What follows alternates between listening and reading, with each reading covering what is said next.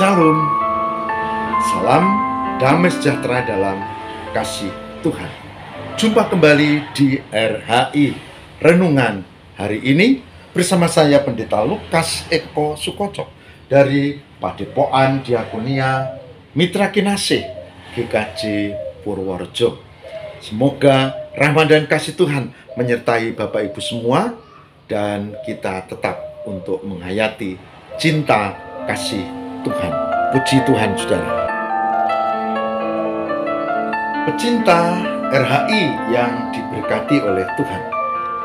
Hari ini kita akan belajar tentang konsep kesetiaan di dalam kitab Ibrani. Ibrani 13 ayat 4. Ibrani 13 ayat 4 yang demikian firman-Nya. Hendaklah kamu semua penuh hormat terhadap perkawinan, dan janganlah kamu mencemarkan tempat tidur, sebab orang-orang sundal dan pezina akan dihakimi Allah. Ibrani yang ke-13 ayat 4. Saya akan ulangi membacanya.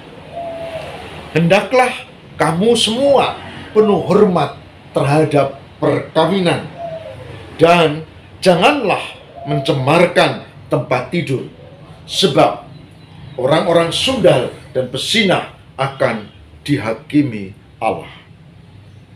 Ibrani 13 ayat 4 yang berbahagia barang siapa yang mendengarkan firman Tuhan dan memelihara dalam kehidupan setiap hari. Puji Tuhan. Pecinta RHI yang diberkati oleh Tuhan. Ada sepasang anak muda yang menikah, yang diteguhkan dan diberkati pernikahan dan perkawinannya di gereja. Dia memohon izin kepada Pak Pendeta yang melayani.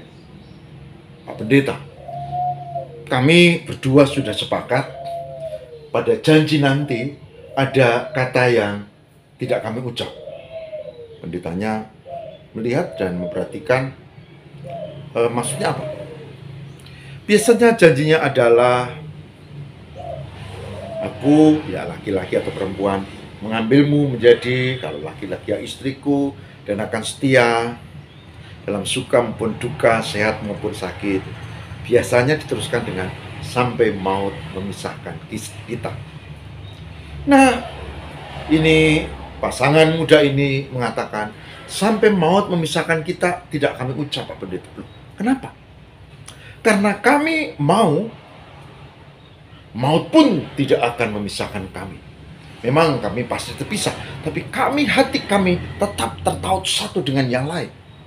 Jadi iya, Pak, kalau salah satu di antara kami mendahului dipanggil Tuhan dan meninggal, kami tetap setia dengan pasangan kami, meskipun sudah tiada. Pendetanya terkesan dan dia mengatakan, oke, kalau itu memang kamu sudah bicarakan berdua, boleh. Dan betul, ketika peneguhan dan pemberkatan dilakukan, diucapkanlah, aku mengambilmu sebagai istriku dan akan setia dalam suka maupun duka, sehat, sakit, dan seterusnya. Begitu juga yang si perempuan, aku mengambilmu menjadi suamiku, akan setia, tapi tanpa kata-kata sampai maut memisahkan kita. Mereka berjanji di depan altar untuk tetap setia, bukan sampai mati, mati pun tetap setia. Saudara, ada problem. Problemnya adalah salah satu dari mereka, kebetulan istri, itu sakit. Dan ketika ada pandemi COVID-19, si istri ini kena, si suami juga kena. Tapi si istri ini yang kelihatannya lebih sehat, tapi ternyata pada hari berikutnya menurunlah kondisinya, dan singkat cerita si istri meninggal dunia. Mereka belum lama menikah, belum ada 1 tahun, bahkan berapa bulan begitu. Tentu belum punya keturunan. Semua berduka. Lalu si suami merenungkan dan dia mengatakan, oke, istriku sudah setia. Sampai sekarang dia dipanggil Tuhan. Aku pun akan tetap setia sampai nanti aku menyusulnya dipanggil Tuhan. Saudara, kisah ini menjadi perenungan panjang, tidak hanya bagi yang bersangkutan, tapi juga bagi orang tuanya, bahkan bagi jemaat. Saudara, tapi ada yang menarik dari kisah ini, yaitu ketika peneguhan dan pemberkatan perkawinan dilakukan, mereka berani angkat janji untuk setia. Bukan sampai maut memisahkan kita, tapi mereka angkat janji untuk setia. Selama hidupku, aku setia meskipun pasanganku tiada. Ini luar biasa.